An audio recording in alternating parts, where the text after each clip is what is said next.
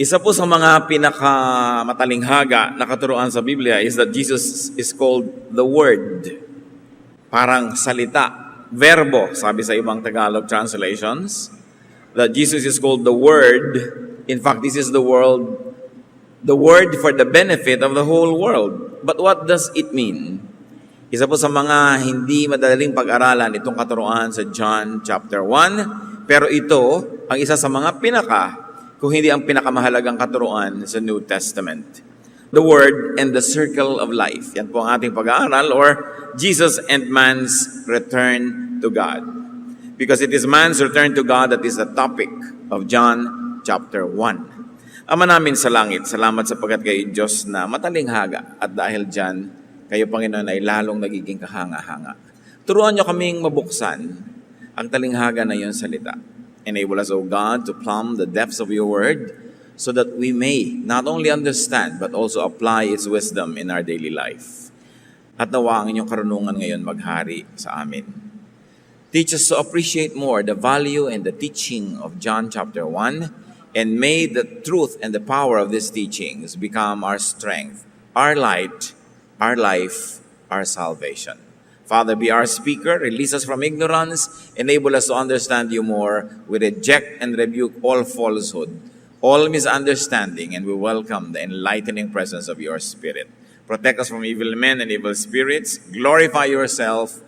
Lift us up with wisdom. In the name of your Son, Jesus, our teacher, we pray. The Word and the Circle of Life. Yung circle po, isa sa mga pinakamatalighang shapes sa Bible. Even God is described as the beginning and the end. And only in the circle that it is possible to have the beginning and the end at the same time. So marami pong spiritual things, circular or cyclical. At ito makikita din natin sa konsepto ng kaligtasan, sa konsepto ng anak ng Diyos being called the Word. The most basic, in fact, the most important teaching there ever is. And that most important teaching is an idea. It is not a story. So it is not as easily understood as a story. It is a concept that we should always try to keep on learning and learning more and more about to appreciate it. John chapter 1, verse 1. In the beginning was the Word, and the Word was with God, and the Word was God. So in the beginning was the one who is called the Word. And we know that this refers to the Son of God, the Lord Jesus Christ. And that Word was truly God and was with God from the beginning. Yun pong word sa English na yan actually comes from the Greek word logos, meaning something that is said, including the thoughts behind what is said. It is something that is expressed. So in the beginning was the concept. Jesus is a man. Jesus is divine in God, and at the same time, Jesusness is a concept. It's an idea. Bakit nagkaroon ng Jesus? Bakit nagkaroon ng Jesucristo? Bakit nagkaroon ng anak ng Diyos na nagsakatawang tao? Bukod sa si Jesus ay isang tao at Diyos na sabay, yung buong ideya sa likod niya ay isang konsepto that only God could have conceived. This word would refer to Jesus Christ, and Jesus Christ is what is thought of and expressed by God Himself. Jesus Christ is a topic, an idea, a concept. While Christianity is a very beautiful and arresting story, Christianity is really an idea. It is a concept that comes from God Himself. Indeed, Jesus as Son of God, as incarnate, the Spirit that had become flesh, as Savior, is a person and at the same time an idea, and at the same time a rescue plan. Pag nakakita ka ng emergency exit, it's an idea of how you might get out of trouble. The name Jesus and the person of Jesus and the idea behind Jesus being born is also an emergency exit. It's a way out. It is a rescue plan. So the whole person and ministry of Jesus is an idea that was with God in the beginning. Pagka ating tinignan-tingnan yung mga kahulugan ng John 1:1 na yan.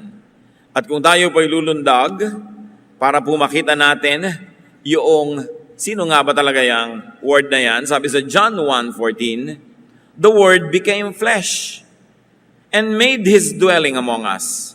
So yung ideya, yung konsepto, naging literal, naging tangible, naging material reality. We have seen His glory. So nakita ang kanyang kaluwalhatian, isang pagpapatunay na naging totoong material, yung ideya na dapat sana hindi nakikita at naiisip lang. We have seen His glory, the glory of the one and only, who came from the Father, full of grace and truth. So the concept and the person that became the tangible concept, Jesus Christ, is called one and only. Walang kamuka, walang kaparis, hindi na mauulit pa. So the idea, the Word, became physical reality. At yun ang sineselebrate ng Pasko. That the Word, the idea of God, became a human being and lived here with us. We saw His true glory, the glory of the one, the only Son of the Father. From Him all the kindness and all the truth of God have come down from us. So iniisip ng Diyos, naging realidad dito sa mundo, naging tao, si Jesus yun. An idea born of God. That's why pwede mo rin sabihin, Son of God. Galing sa Diyos. Sa Kanya nagmula. The expression, including the thought, the reasoning, the idea, became a person and lived with humanity. Hayaan yung paulit-ulitin ko kasi hindi naman talaga ganun kadali na namnamin at i-digest itong konsepto ng John 1:1. At sabi sa John 1:2, He was with God in the beginning.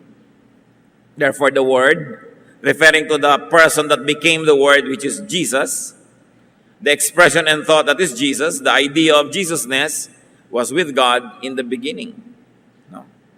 Nandyan yan sa simula pa lang ng buhay ng tao.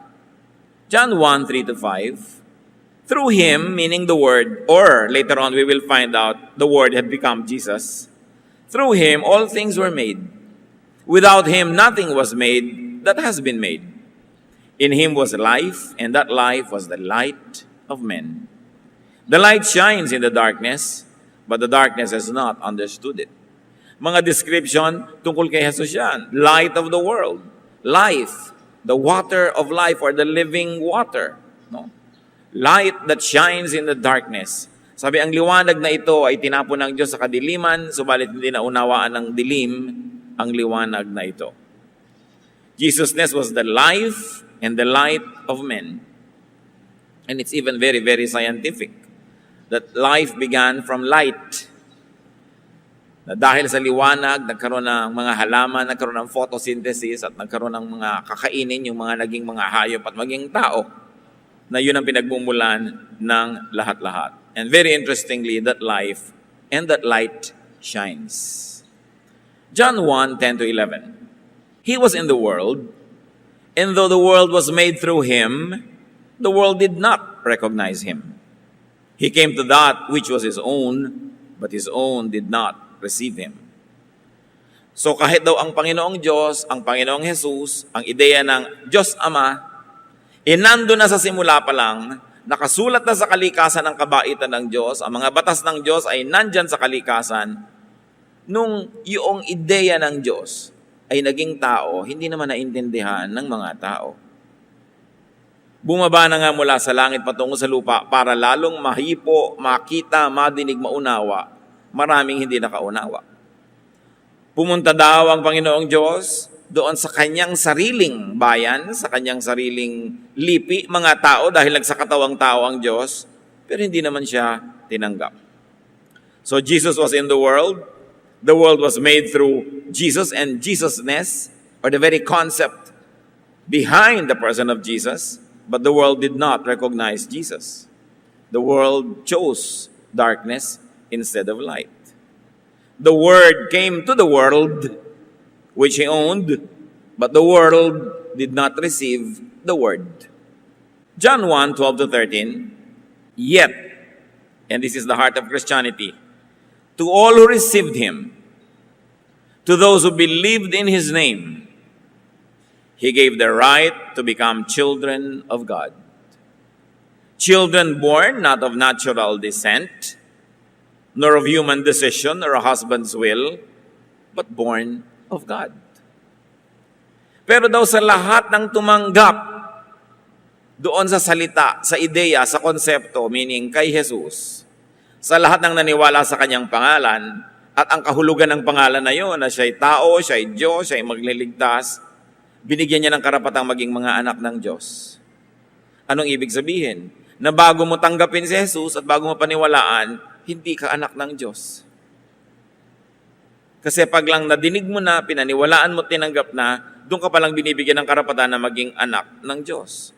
Ang totoo, dati kang anak ng Diyos, dati akong anak ng Diyos, pero may nangyari na hindi na tayo naging anak. Kasalanan yon. Kaya ipinadala si Jesus para maging anak tayo uli. Bumalik tayo dun sa nawalang pribilehiyo at status, which is that of being a child of God. Yet some people accepted Him and put their faith in Him. So He gave them the right to become the children of God. They were not God's children by nature or because of any human desire. God Himself was the one who made them His children. Sabi, hindi inisip ng tao yung salvation. Hindi inisip ng tao yung konsepto ni Jesus na ang anak ng Diyos ay maging tao at the same time Diyos. Hindi. Diyos ang nag-isip niyan. At ang natira na lang para sa tao, yun ay tanggapin, paniwalaan. At sabi, to all who receive Jesus, to all who believe in His essence and His mission, meaning His name, He gives the right to become children of God again. Nagiging anak ka ng Diyos muli, matapos mong paniwalaan at tanggapin si Jesus. So belief in and acceptance of Jesus turns a person into a child of God. Pag naniwala ka kay Jesus at tinanggap mo siya sa iyong puso, biglang may nangyayaring pinakamalaking himala sa buong creation. Nagiging anak ka ng Diyos. Sabi, hindi ikaw ang may kakagawa nun, Diyos. And you are born not from the flesh, not of man, but of God. Ibig sabihin, hindi yan natural process. It is a supernatural process. Himala para mangyari yon. Ano po ang premise? Anong pinagmumula ng mga ideya na ito? Bakit kailangan mangyari that the Son of God would become Jesus, the man, and God at the same time? May pinagmumula niya na background because man was born of God. At sinabi na yan sa chapter 1. Nagmula ang lahat sa Diyos, lalo na ang tao. So God made man. That's premise 1. The idea and the expression of the thought of having human beings came from God. Genesis 1, 26 to 27. Then God said, let us make man in our image, in our likeness. So God created man in His own image.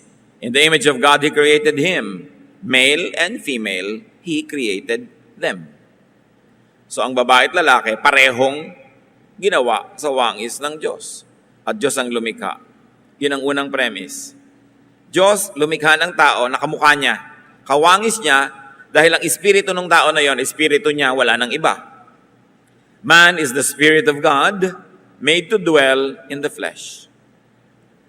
Made to dwell in dust, in the body that we have. Yun lang ang pinagkaiba ng tao sa Diyos. Yung espiritu ng Diyos at espiritu ng tao pareho. Pero ang espiritu ng tao, pinatira ng Diyos sa katawan, sa lupa. Samantalang yung Diyos na natiling walang ganong katawan, espiritu lang siya. So actually, the first incarnation, God's Spirit manifesting in the flesh, is man. Si Jesus ang pangalawang incarnation ng Diyos. Pero yung Diyos, ginawang tao, tumira sa katawan, yun ang unang incarnation. Yun ang unang creation. That was God's Spirit housed in flesh.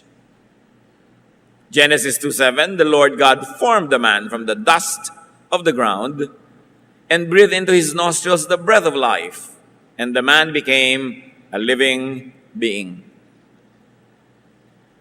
So ang Espiritu ng Diyos, naglagay siya, isinama niya sa lupa, naging tao, pero spirito rin niya yon, kaya image niya. But the Spirit of God was made one with dust, with flesh, to live a spiritual and an earthly life. So dalawa ang buhay ng tao. Spiritual dahil may espiritu siya, earthly at material dahil may katawan siya.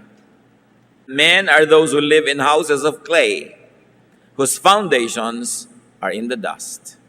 Yan ang pinagkaiba ng tao sa Diyos. Nakatira siya sa tahanang alabok. Palayok lang ang tinitirhan niya. The spirit is eternal, but the body is not. 1 Corinthians 6:19, do you not know that your body is a temple of the Holy Spirit? Kaya kung paano merong bulwagan ng Panginoon, templo ng Diyos, material, bato, bakal, pero tinitirhan ng Espiritu ng Diyos dahil templo niya. Ganon din yung katawan ng tao, lupa, material, pero nakatira yung Espiritu ng Diyos doon, kaya nagiging banal ang katawan ng tao. Premise 3, God's Spirit in man, meaning man himself, should return to God after this earthly life. So ang Espiritu ng Diyos, inilagay niya kasama ng lupa, naging tao, pero dapat yung Espiritu na yon babalik din sa Diyos. Dapat ganun. Sabi yan sa Ecclesiastes 12:7, and the dust returns to the ground it came from, and the spirit returns to God who gave it. So ito ang magandang nangyayari sa kamatayan dapat. Yung katawan babalik sa lupa, at yung espiritu babalik sa Diyos. Sandali lang silang magkasama. Therefore, that would complete the cycle and the circle of life. The Spirit of God, inilagay sa lupa, na buhay ng kung gaano mang kahabang panahon, pero yung lupa, mamamatay din, yung Espiritu babalik sa Diyos. Hindi naman ipinaliwanag ng Diyos kung bakit may ganung excursion, yung Espiritu niya, na naging tayo, pero tayo, hindi siyang siya dahil meron tayong katawan. From God to earth, with dust, in the flesh, and then after a while, back to God. Yun ang kahulugan ng buhay. Kaya ang tawag sa atin, we are pilgrims. Tayo'y nakikiraan lang sa lupang ito. Hindi talaga tayo taga rito dahil tayo'y taga langit. Kasama tayo ng Diyos, inilagay dito sa mga dahilang hindi niya ipinaliwanag, pero ang dapat purpose ng life, pagkatapos na yung lupang katawan, ay mamatay na, bumalik sa Diyos ang Espiritu. Dapat bumabalik. Kaya nung si Stephen, nung binabato, ang sabi niya sa Acts 7:59, Lord Jesus, receive my spirit. Binabato nila ang katawan ko, mamamatay ang katawan ko, dudugo, uubos ang dugo ko, madudurog ang aking buto, babalik ako sa lupa, pero yung espiritu ko, tanggapin mo, Panginoon, babalik ito sa iyo. Kaya ang kamatayan, ang number 1 na nagpapalaya sa tao para makabalik sa Diyos. Hindi yan kinatatakutan ng mga mananampalataya.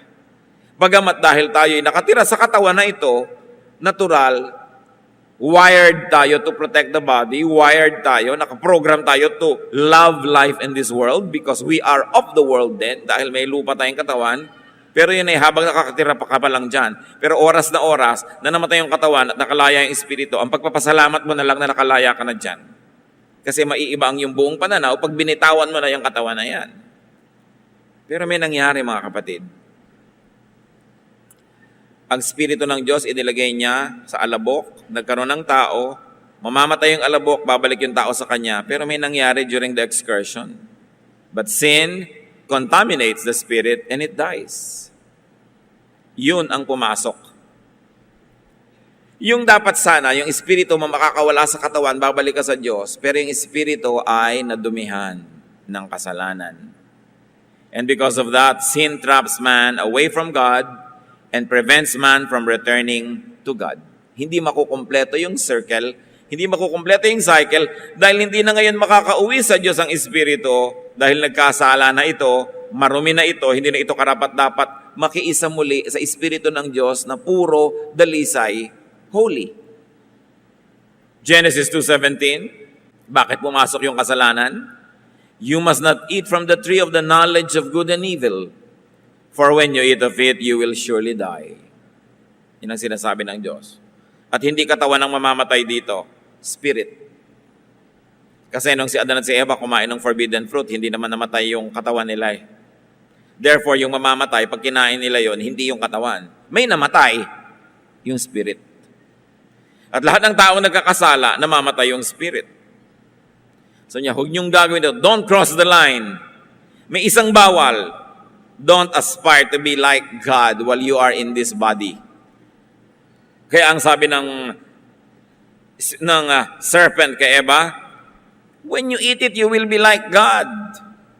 So, when Eve saw that it was to be desired to make one wise like God, knowing knowledge between good and evil, she ate.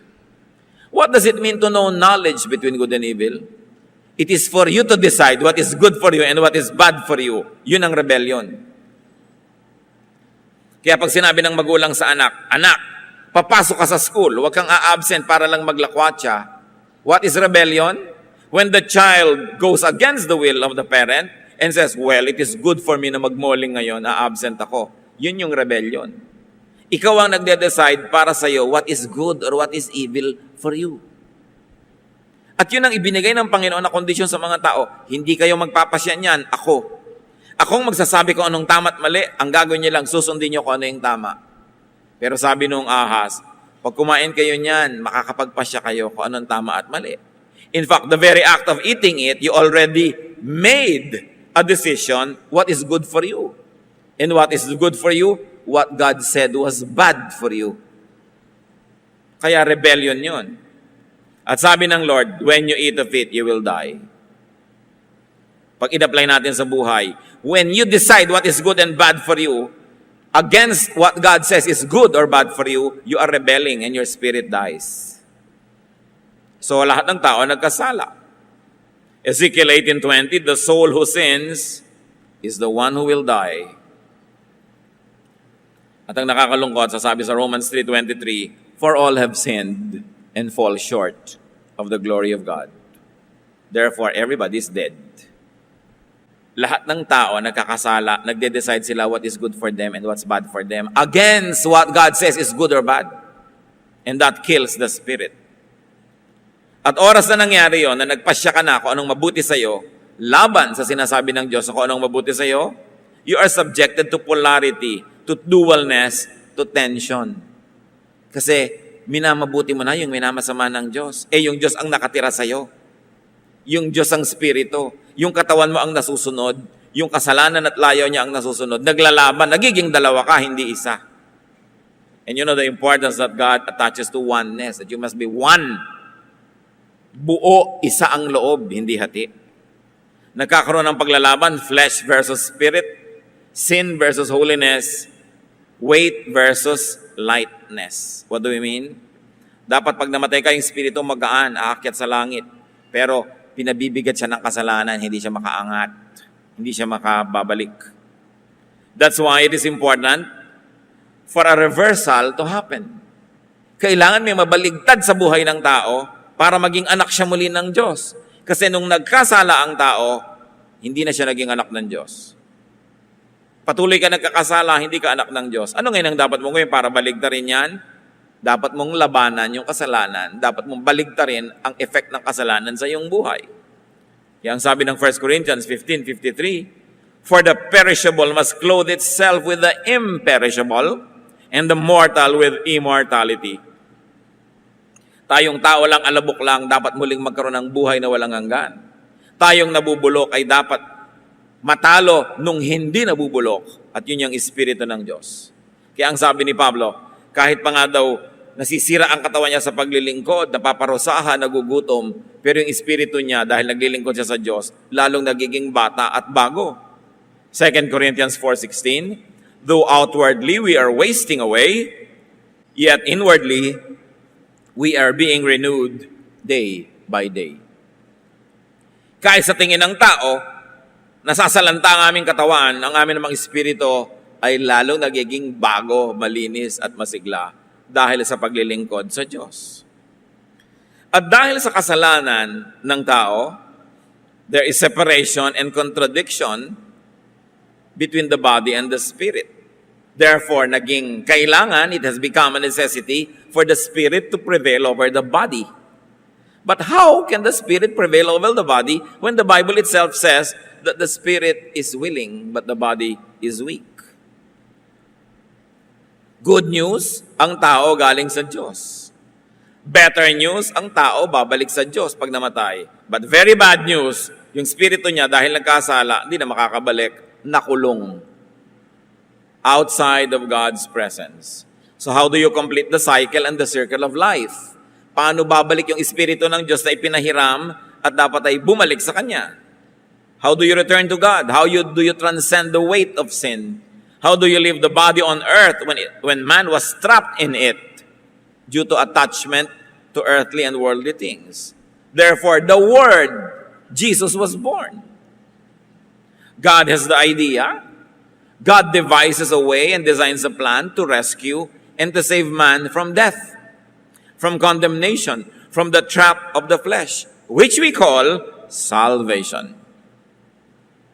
Which is why there is Jesus and which is why there is the church. Salvation is the reason for everything. Dalawa lang yan mga kapatid, creation and then salvation. Because man and the world that were all created by God were destroyed by sin. Now God operationalizes His plan. What does God do? God sends Jesus.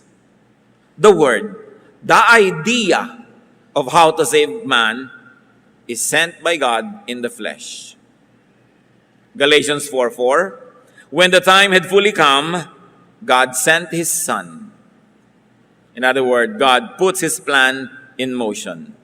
And John 3:16, for God so loved the world that He gave His one and only Son, that whoever believes in Him shall not perish, but have eternal life.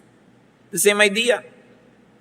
Ganun na lang ang pagmamahal ng Diyos sa mundo, na ipinadala niya ang kanyang sarili, ang kanyang anak, ang kanyang espiritu, ang ideyang galing sa kanya, para kung sino man ang maniwala sa planong ito, tumanggap dun sa plano at sa tao at Diyos na si Jesus, na kumakatawan sa plano na yon, ay makakabalik sa kanya.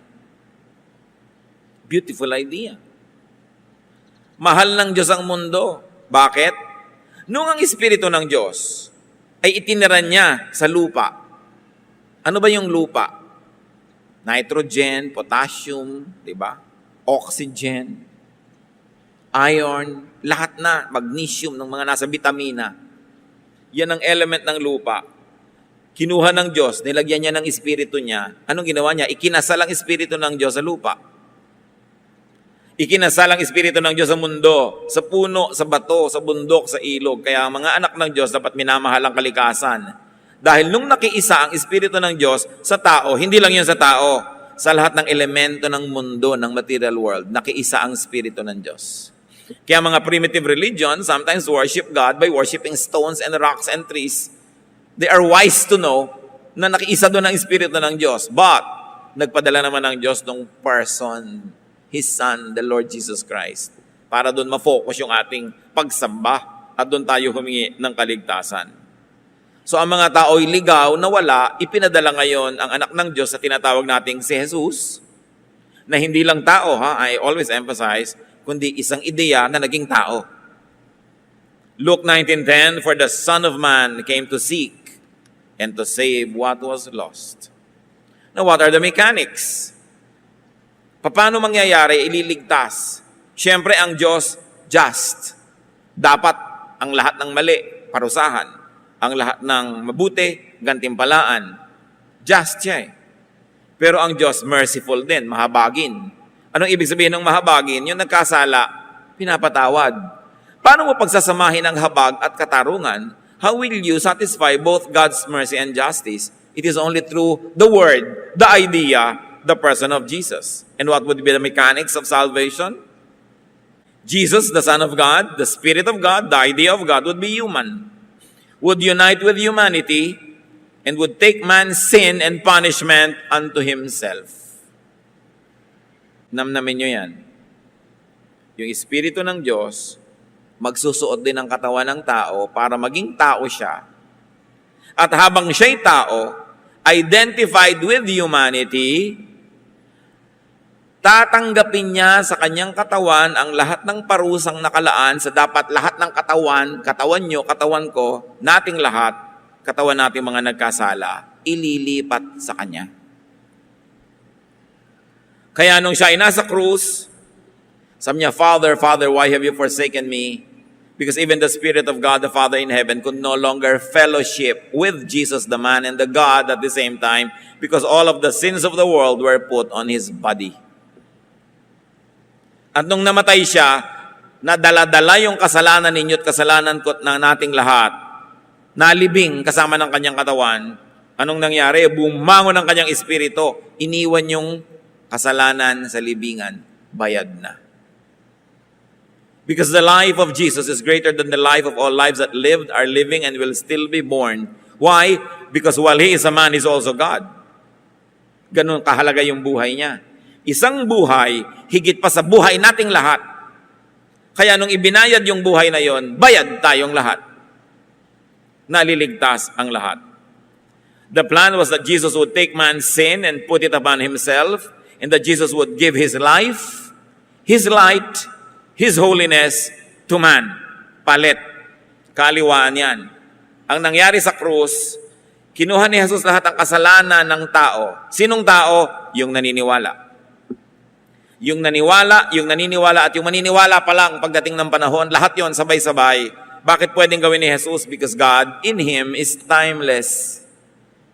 Well, the body that He wore was flesh, and it had time, and limited by time, the Spirit in Him is timeless. Therefore, He took all those sins into His life. Pwede bang magsama yung kasalanan at kabanalan? Hindi. So ang ginawa niya, yung kabanalan niya, tinanggal niya sa kanyang sarili at ibinigay niya sa lahat ng nananalig at mananalig pa lang. So when you say you believe in Jesus, this is what happens. You say, Jesus, take my sin, let it be yours, and die for it, please. So I won't have to die. And I'm going to take your holiness and make it mine. That will make me holy, not because I'm holy, but because I believe in you. And when I am holy because I believe in you, when I die, I go back to God. That is what Christianity is all about. Pag hindi malinaw sa atin yan, nag-hit and miss, trial and error lang tayo sa ginagawa natin sa buhay. Kailangan malinaw na malinaw. When you become a Christian, there's a total exchange of composition and position with Jesus. You take His holiness upon you, and you give your sin to Him, and He dies for it. And then you become free because He died. Kaya sabi sa Isaiah 53:5, but He was pierced for our transgressions. He was crushed for our iniquities. The punishment that brought us peace was upon Him, and by His wounds we are healed. Sabi, siya ay sinaksak, sinugatan dahil sa ating mga kasalanan. Siya ay dinurog dahil sa ating mga pagkakasala at pagkakamali. Yung parusang dapat sana'y atin, pero naligtasan natin, itinambak sa Kanya. At gumaling tayo dahil nalipat sa Kanya ang ating mga sugat. Kaya ang tawag, Savior. At kaisa-isa yon, one and only. There are only two religions on earth, brothers and sisters. Don't be deceived by brands and by names. There are only two religions. Religion number one, and 99% of all religions in the world fall under this category. Save yourself. Yun ang religion number one. Yan ang ginagawa ng napakaraming tao. Kaya pinaparusahan yung sarili nila, kaya nag-aayuno, kaya hindi kumakain, kaya umaakyat ng mga bundok, kaya nagpapapako sa krus, kaya kung ano-ano pa. They are saving themselves through their own deeds. And there is religion number two, biblical Christianity. Jesus, the Son of God, is your Savior. Inaako niya ang kasalanan mo, ibinibigay niya sa iyo ang kanyang kalinisan. That's why you are called a saint. You are called holy. You are called child of God, not because of your deeds, but by the deeds of Jesus. 1 Peter 2:24. He Himself bore our sins in His body on the tree, meaning the cross, so that we might die to sins and live for righteousness. Kaya ang Kristiyano, binabaptize, ibig sabihin nun, tinanggap niya si Jesus, inilubog siya sa tubig, inilibing na yung dating siya. At pag ahon niya sa tubig, ano yung sinisimbolize? Bago nang siya. Born again, a new person, a new creation. That's why you begin to have a new life.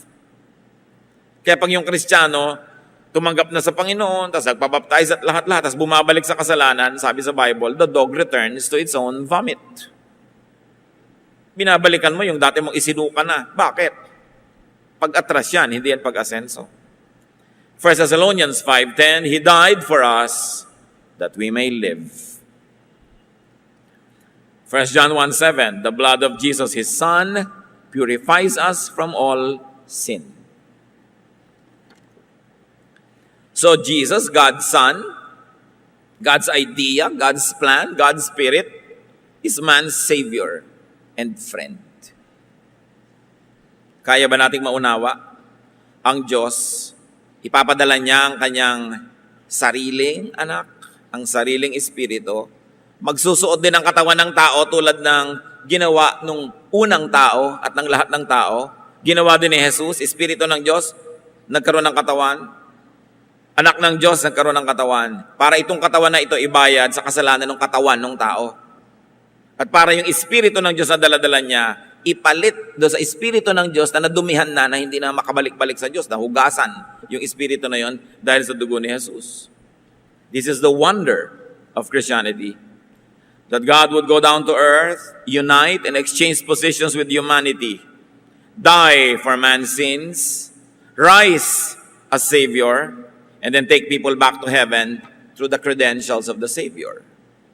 Pumapasok ka sa pinto ng langit, ang ticket mo si Jesus, hindi ikaw. John 5:24, I tell you the truth, whoever hears my word and believes Him who sent me has eternal life and will not be condemned. He has crossed over from death to life. Powerful verse. Memorize it.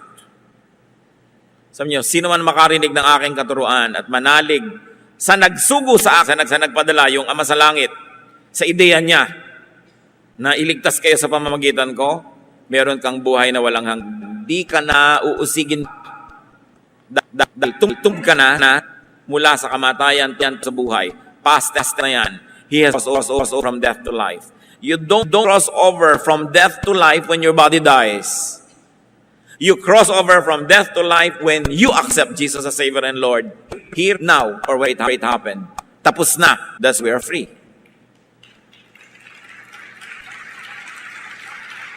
Hindi tayo nagyayabang pag sinasabi ng ating ako sure na sa salvation. Sasabihin ng mga magyabang naman ito, buhay pa magkakasala pa, tas na. Kasi tinapos na. You have crossed over from death to life. Tapos na. Hinihintay na lang natin yung katawan natin bumigay para pawalan yung espiritu nating nakakulong doon. Kaya nawawala ang takot sa kamatayan. Sabi, where, O death, is your sting? Where is your victory? Alam nyo, nakakatakot yung kamatayan kung oras na namatay yung katawan mo, binigay yung espiritu mo, pumunta sa impyerno. Hinila pa baba. Pero kung nakawala yung espiritu mo at umakyat sa langit, anong nakakatakot doon? Pero siyempre, dahil nga tayo'y tao at may katawan tayo, takot pa rin tayong mamatay kahit tayo espiritual. Likas yun dahil para i-protect natin yung life natin. Inilagay din ng Diyos yun, yung pagmamahal sa buhay na ito. Para i-protect mo yung life na binigay niya. Pero kung talagang hindi na maiiwasan, ayun na yung kamatayan mo o kamatayan ng mahal sa buhay, luwagan ng dibdib, ibigay ang espiritu. Sabi ni Stephen, Jesus, receive my spirit. At kung sakasakaling magkakaroon kayo ng pribilehiyong maghingalo at magdrama bago mamatay, sabihin nyo rin, Jesus, receive my spirit. Kesa kung ano-anong mga kinakatakutan mo, ayan na sila, dumadating na sila. Di ba? Ayan, dumidilim na. Napakasarap sabihin, Lord, receive my spirit. That's why Jesus, or the idea of Jesusness, is the only way. John 14:6. Jesus answered, I am the way, and the truth, and the life. No one comes to the Father except through me. Walang makararating sa Ama na hindi dadaan kay Jesus. Bakit? Siya lang yung nakipag-exchange sa iyo Siya lang yung galing sa Ama na ipinadala, kamukha ng ipinadala yung Espiritu sa tao. Ipinadala ito para maging tao, para makipagpalit sa iyo habang siya'y tao. Walang iba. There is no name given under heaven by which men are to be saved. except the name of Jesus Christ. That's why it is important for us to share this truth with our loved ones, even with strangers who don't know this.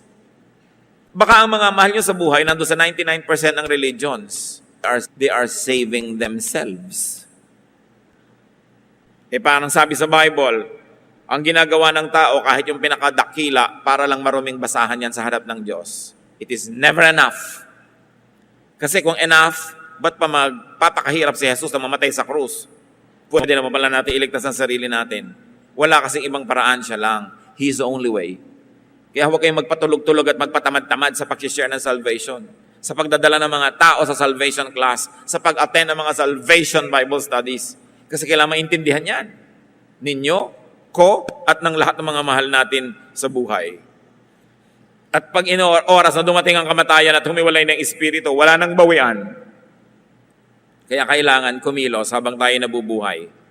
1 John 5:12, He who has the Son has life. He who does not have the Son of God does not have life. Ang linaw. Yun lang na kay Kristo ang may buhay.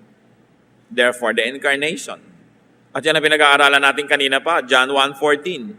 The Word, the idea, Jesus became flesh and made His dwelling among men. We have seen His glory, the glory of the one and only, who came from the Father, full of grace and truth. So the work of Jesus Christ is, one, to join man, to rejoin God's Spirit that has become man in the flesh. Actually, may reunion. Nung ang Espiritu ng Diyos na si Jesus ay naging tao, yung Espiritu ng Diyos nakiisa uli. Doon sa Espiritu ng Diyos na naging tao at nagkasala na, nagkaroon ng koneksyon para malinis yun, masave, maakay, pabalik sa Diyos. So nagkaroon ng ganung uri ng union. The work of Jesus is to connect God and man through Him. Nalayo na yung tao Yung Espiritu ng tao, nalayo na sa Espiritu ng Diyos. Dumating si Jesus. At dahil siya'y tao, pwede siyang humawak yung isa niyang kamay na tao sa tao. At dahil siya'y Espiritu, yung Espiritu niya nakahawak sa Espiritu ng Diyos, sa pamamagitan niya na Diyos at tao, yung Diyos at tao ay nagiging isa muli. At kaisa-isa yan, si Jesus lang. Ganun siya kahalaga. Kaya sa pamamagitan ni Jesus, nagiging isa uli tayo sa Diyos Ama. John 14:20, On that day you will realize that I am in my Father, Jesus says, and you are in me, and I am in you. What will happen if Jesus is in the Father, tapos Jesus is in you, and you are in Jesus? It means you will also be in the Father.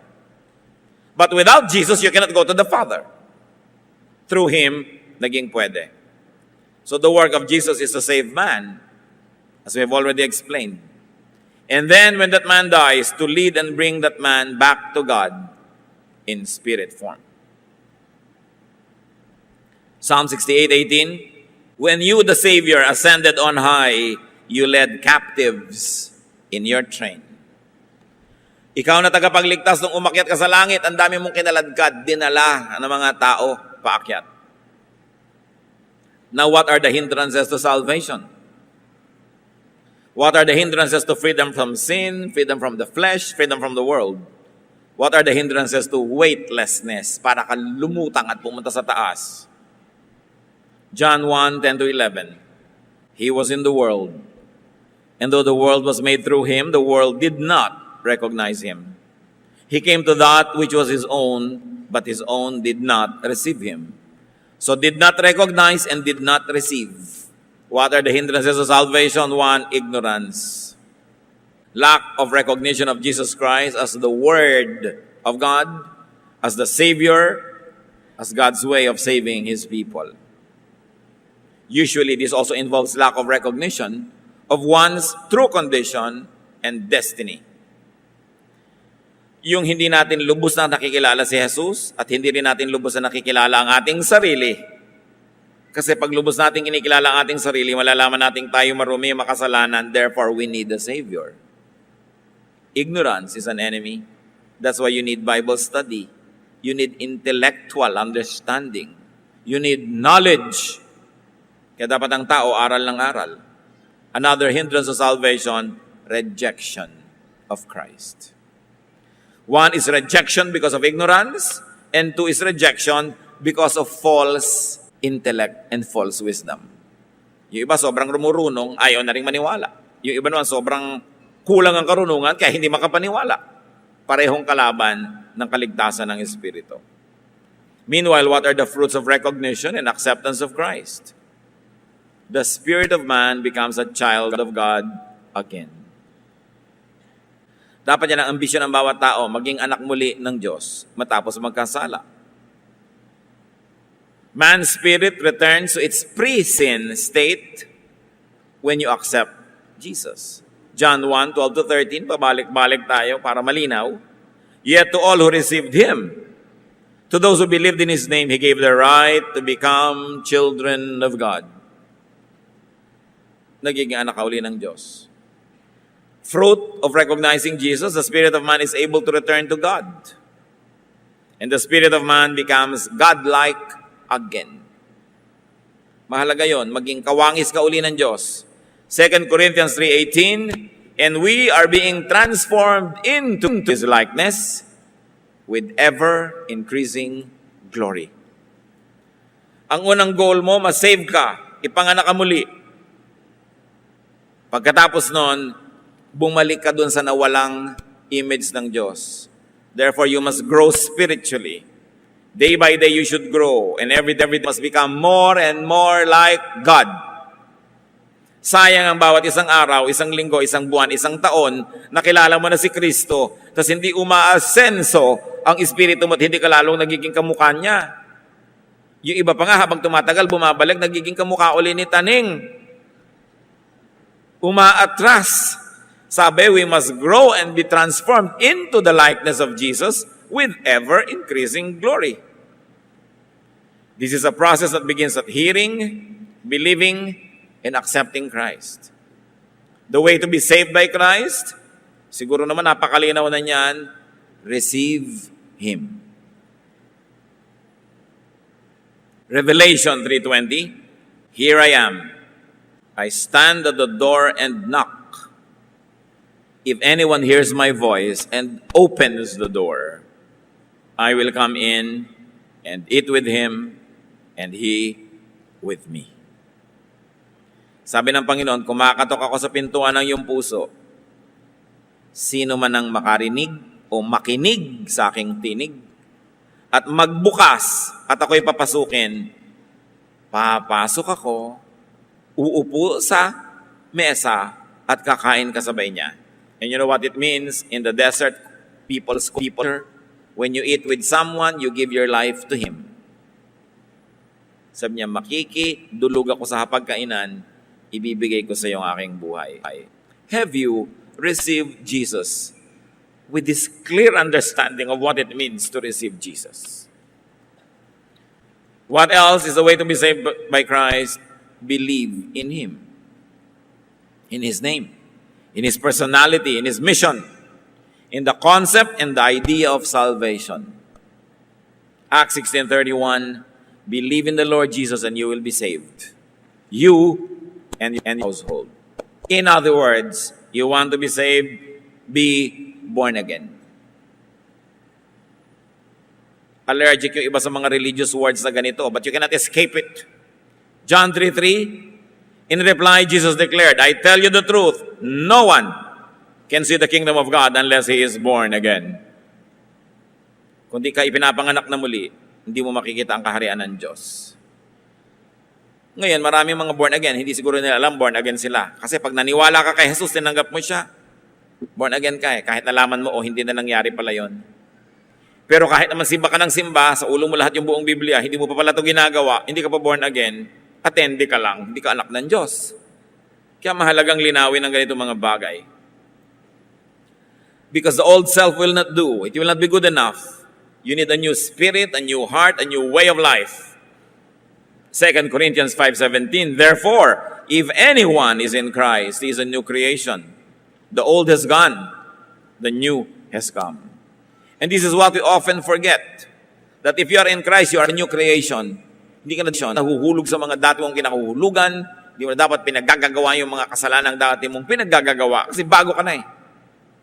At every day, you renew your commitment to the Lord. Kasi every day, may darating uling tukso at marami sa atin, bumibigay uli, nagkakasala. Salamat na lang, 1 John 1:9.